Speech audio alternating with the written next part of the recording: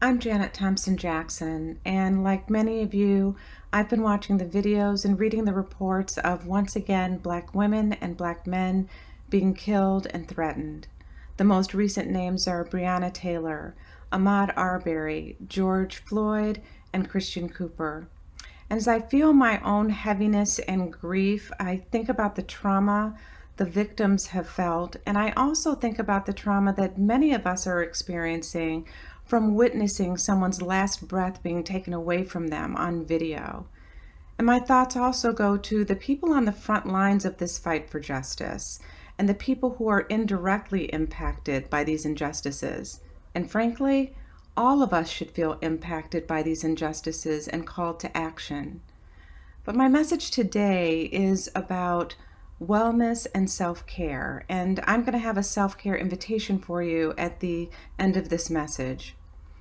But first, the devastating toll of experiencing racism can result in chronic health issues like severe anxiety, PTSD, depression, substance and alcohol abuse, and suicide.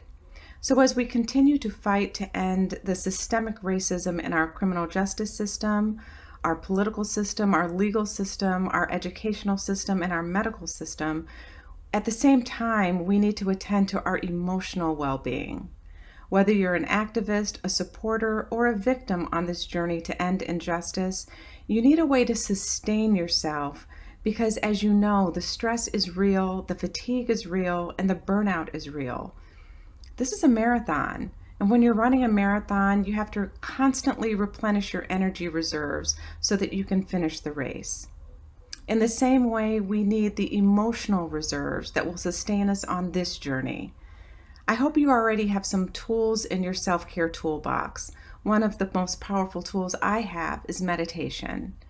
Now, I'm not suggesting that meditation will stop the killings or the hate crimes or the threats or the microaggressions, but what it can do is help to sustain you by replenishing those mental and emotional reserves.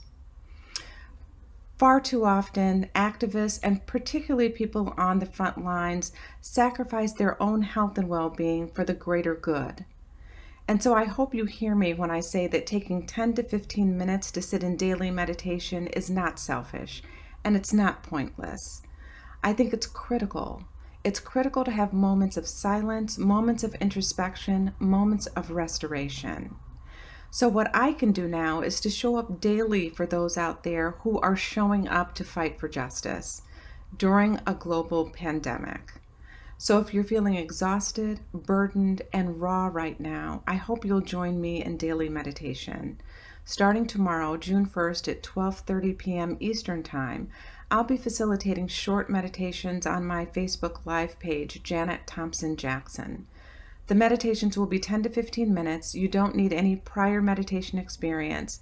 And if you think you can't meditate because there are too many thoughts going on in your head, I'm here to tell you that your thoughts don't have to be a barrier or an obstacle to meditation.